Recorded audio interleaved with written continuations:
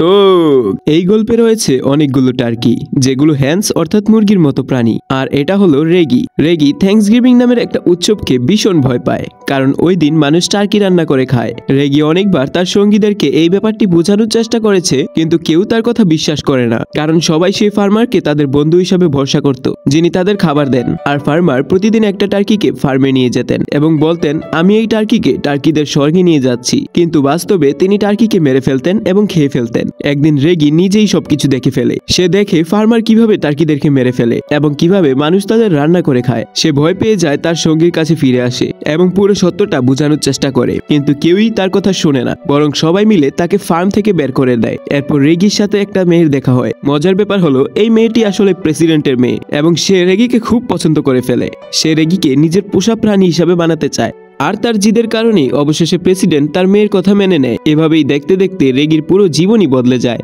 সে এখন রাজকীয় জীবনযাপন করে।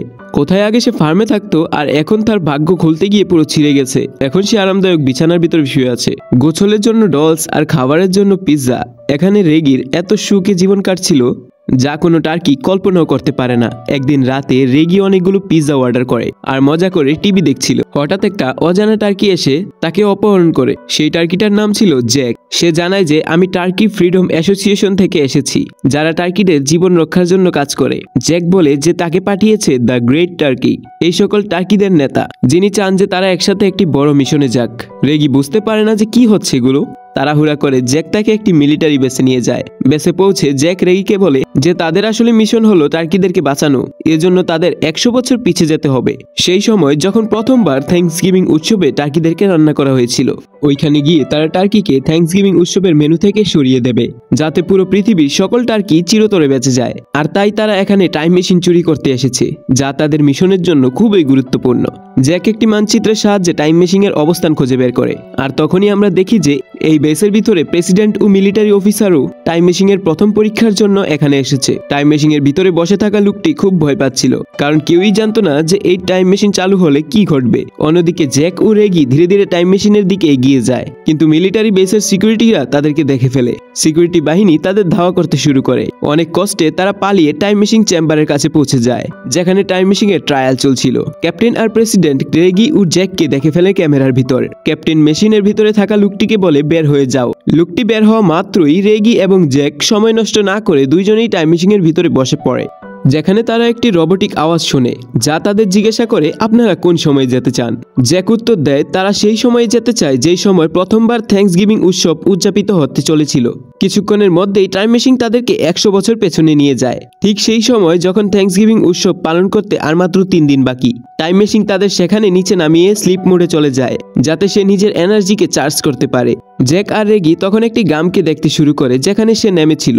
এখানকার একটি শিকারী, যার নাম হলো মাইলস, সে তাদের পিছু নেয়। কিন্তু শিকার করার আগে গ্রামের সাধারণ টার্কিরা এসে তাদেরকে রক্ষা করে এবং নিজেদের ঝাঁকে অন্তর্ভুক্ত করে। এরপর টার্কিরা জ্যাক ও রেগিকে তাদের আশ্রয়ে নিয়ে যায়, যেখানে অনেক টার্কি ছিল। সুযোগ পেয়ে জ্যাক সবাইকে জানায় যে তারা ভবিষ্যৎ থেকে এসেছে এবং তাদের উদ্দেশ্য হলো সব টার্কিকে চিরতরে বাঁচানো। সে এই মিশনে তাদের সাহায্য চায়। জ্যাকের কথা শুনে টার্কিদের নেতা তাদের কাছে আসে এবং তাকে একটি ঘরে নিয়ে যায়, যেখানে অনেক বাচ্চা টার্কি ছিল। নেতা তাকে দেখিয়ে বলে, আমরা একসময় বনে মুক্তভাবে ঘুরতাম, কিন্তু শিকারীদের জন্য এখন লুকিয়ে থাকতে হয়।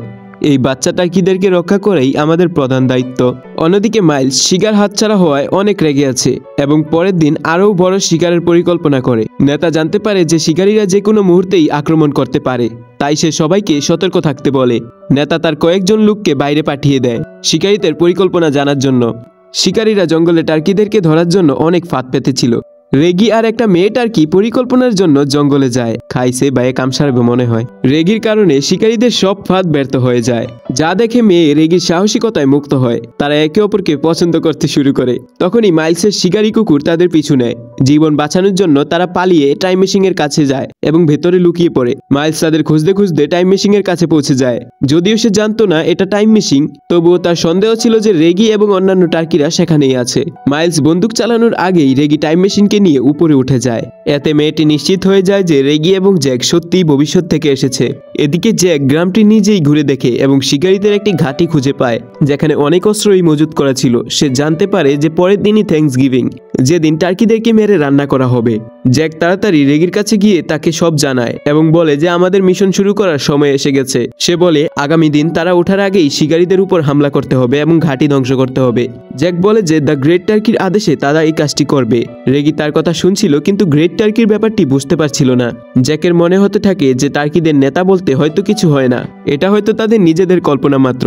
কিন্তু নিজের কথা বিশ্বাসযোগ্য করার জন্য জ্যাক রেগিকে নিজের গল্প শোনায়। জ্যাক বলে আমি সেই ফার্মে জন্মেছি যেখানে মানুষ টার্কিদেরকে বড় করার জন্য ইনজেকশন দিত। আমার মা অনেক চেষ্টা করছিল আমাকে এইসব ইনজেকশন থেকে বাঁচানোর জন্য, আমার ভবিষ্যৎ ভালো করার জন্য। একদিন সুযোগ পেয়ে তিনি আমাকে ফার্ম থেকে পালিয়ে যেতে সাহায্য করেন। ফার্ম থেকে বের হওয়ার পর জ্যাকের সামনে টার্কিদের নেতা এসে দাঁড়ায়। নেতা তাকে একটি সিক্রেট লক দেন এবং তার জীবনের আসল উদ্দেশ্য জানান। তিনি বলে এখন থেকে তোমার মিশন হলো সকল টার্কিদেরকে বাঁচানো। নেতা আরও বলছিল কখনো হাল ছেড়ো না।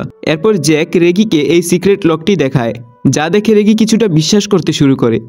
অবশেষে জ্যাক আর রেগি একসাথেই মাইলস এবং শিকারীদের ঘাঁটিতে পৌঁছে যায়, যেটা ধ্বংস করতে হবে। শিকারীরা সেখানে দুইটা টার্কিকেও আটকে রেখেছিল। জ্যাক এবং রেগি তাদেরকে মুক্ত করে এবং ঘাঁটিটি ধ্বংস করার আগে জ্যাক মাইলসের ব্যবহৃত শিকারের হর্নটি নিয়ে আসে, যেটাতে কিছু বারুদ রাখা ছিল। জ্যাক সকল টার্কিদেরকে নিরাপদে বের করে আনে এবং ঘাঁটিটিও ধ্বংস করে দেয়, কিন্তু সে বুঝতে পারেনি যে বারুদগুলো তার হর্ন থেকে ঝরে পড়ছে। টার্কিদের এলাকায় ফিরে এসে জ্যাক সেই হর্নটি সবাইকে দেখায়। এটা ছিল বিজয়ের প্রমাণ। এতে সবাই তাকে সম্মান জানায়, কিন্তু অন্যদিকে আমাদেরকে দেখানো হয় ঘাঁটিটি ধ্বংস হওয়ার পর এটা দেখে মাইলস অনেক রেগে যায়। সে একটি টার্কির পালক দেখে সব বুঝতে পারে যে এটি টার্কিদের কাজ। তখন সে মাটিতে পড়ে থাকা একটি বারুদের রেখা দেখতে পায় এবং তাতে আগুন ধরিয়ে দেয়।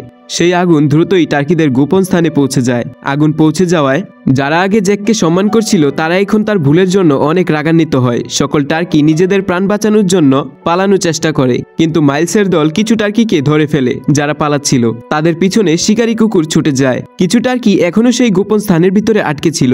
মাইলস টার্কিদের এই ঠিকানায় আগুন লাগিয়ে দেয়। সবাই যখন পালানোর প্রস্তুতি নিচ্ছিল তখন এক নারী টার্কির মনে পড়ে যে তার বাচ্চা টার্কিদের রক্ষা করতে হবে, কিন্তু আগুনে ঢুকে বাচ্চাদেরকে কে বাঁচাবে। ঠিক তখনই রেগি বীরের মতো ঝাঁপিয়ে পড়ে এবং বাচ্চাদেরকে সেখান থেকে উদ্ধার করার সময়ই সেখানে জ্যাক চলে আসে এবং সবাইকে উদ্ধার করে বাইরে নিয়ে আসে।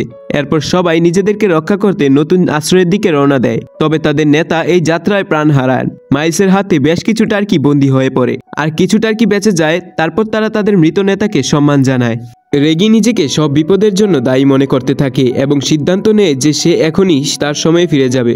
জ্যাক অনেক বোঝানোর চেষ্টা করে যে তাদের মিশন এখনও শেষ হয়নি, কিন্তু রেগি তার কথা শোনে না। টাইম মেশিনে উঠে প্রেসিডেন্টের বাড়ি পৌঁছে যায়, যেখানে সে আরেকজন রেগিকে দেখে যিনি ভবিষ্যৎ থেকেই এসেছে, অর্থাৎ সে নিজেই। অর্থাৎ গল্পটি 3টি সময়ের ভিতরে চলছে। প্রথম টাইমলাইন হলো যেখানে থ্যাঙ্কসগিভিং ফেস্টিভ্যালের আগে মাইল শিকারীর হাত থেকে সব টার্কির জীবন বিপন্ন, এটাকে আমরা ফার্স্ট টাইমলাইন বলবো। দ্বিতীয় হলো বর্তমান টাইমলাইন, যেখানে রেগি প্রেসিডেন্টের বাড়িতে থাকে। আর তৃতীয় ভবিষ্যতের টাইমলাইন, যেখানে ভবিষ্যৎ রেগি এসে বর্তমান রেগির সঙ্গে কথা বলবে। ভবিষ্যৎ রেগি জানায় যে ফার্স্ট টাইমলাইনে থাকা লিডারের মৃত্যুর কারণে সব টার্কিরাই অনেক রেগে আছে এবং সেখানে অনেক বড় একটি যুদ্ধ হতে চলেছে যা টার্কিদেরকে ধ্বংস করে দিতে পারে। ভবিষ্যৎ রেগির কথা শুনে বর্তমান রেগি ভয় পেয়ে যায় এবং সিদ্ধান্ত নেয় যে তাকে এখনই জ্যাকের বলা টার্কিদের নেতা দ্য গ্রেট টার্কিকে খুঁজে বের করতে হবে। সে বুঝতে পারে যে তার হাতে থাকা লকটি হয়তো কোনো একটা দরজার তালা খুলবে যেখানে দ্য গ্রেট টার্কি রয়েছে। টাইম মেশিন তাকে বলে যে সে নিজেই টার্কিদের নেতা, দ্য গ্রেট টার্কি। রেগি বিষয়টি পুরোপুরি বুঝতে না পেরে পুরো সত্য জানতে টাইম মেশিনে উঠে সেই সময়ে যায় যখন জ্যাক ছোট ছিল এবং সেই ফার্ম থেকে পালাচ্ছিল। সেখানে সে দেখে যে গ্রেট টার্কি আর কেউ নয়, সে নিজেই। সেই রেগি যে জ্যাককে মিশনের দায়িত্ব দিয়েছিল সব টার্কিদেরকে বাঁচানোর জন্য এবং ভবিষ্যতের প্রেসিডেন্টের বাড়ি থেকে রেগিকে অপহরণের পরিকল্পনা করেছিল। এসব জানার পর রেগি বুঝতে পারে যে জ্যাক তাকেই দ্য গ্রেট টার্কি হিসেবে মনে করত। সবকিছু পরিষ্কার হলে রেগি আবারও সেই টাইম মেশিনে ওঠে এবং ফার্স্ট টাইমলাইনে ফিরে আসে, যেখানে টার্কি এবং শিকারীদের মধ্যে যুদ্ধ হতে চলেছে। যেখানে টার্কি মানুষদেরকে মারার জন্য সামনে বাড়ছিল, যেখানে মানুষ তাদেরকে থামানোর জন্য অনেক বড় বড় কামান নিয়ে তাদের সামনে দাঁড়িয়েছিল। কিন্তু ঠিক তখনই আকাশ থেকে একটি পোর্টাল খুলে যায় এবং সব কামান এবং গোলাবারুদ সেই পোর্টালের ভিতর প্রবেশ করতে থাকে। এমনকি মাইলস নামের শিকারীর বড় কামানটিও পোর্টালের ভিতরে যাচ্ছিল, যেটাকে বাঁচানোর চেষ্টা করতে গিয়ে মাইলস নিজেই সেই পোর্টালে হারিয়ে যায়। আসলে সেই পোর্টালটি ছিল রেগির টাইম মেশিন, যার সাহায্যে সে শিকারীদের সব অস্ত্র অন্য সময়ে পাঠিয়ে দেয়। তারপর রেগি সবার জন্য পিৎজা নিয়ে আসে যেখানে মানুষ থ্যাঙ্কসগিভিং ফেস্টিভ্যালের জন্য নতুন মেনু পায়। সবাই পিৎজা খেয়ে খুশি হয়ে যায় এবং টার্কিদেরকে ছেড়ে দেয়, ফলে টার্কিরা চিরদিনের জন্য নিরাপদ হয়ে যায়। আর এই হ্যাপি এন্ডিং এর মাধ্যমেই এই গল্পটি শেষ হয়ে যায়। গল্পটা একটু ইউনিক ছিল, মানুষ এবং টার্কিদের মধ্যে যুদ্ধ। সো আমি জানি না তোমাদের কাছে এই গল্পটা কেমন লাগছে, বাট আমার কাছে একটু বেশি ফান লাগছে এই গল্পটা। একটু টাইমের লাড়াচাড়া ছিল আর একটু মজাও ছিল। তো আশা করি তোমাদের কাছেও ভালো লাগছে। আর যদি ভালো লেগে থাকে লাইক, কমেন্ট আর সাবস্ক্রাইব করতে কোনো দিনও ভুললো না। প্লিজ সাবস্ক্রাইব করো, প্লিজ সাবস্ক্রাইব করো। ওকে, বাই, খুদা হাফেজ, আল্লাহ হাফেজ, tata tata tata tata tata.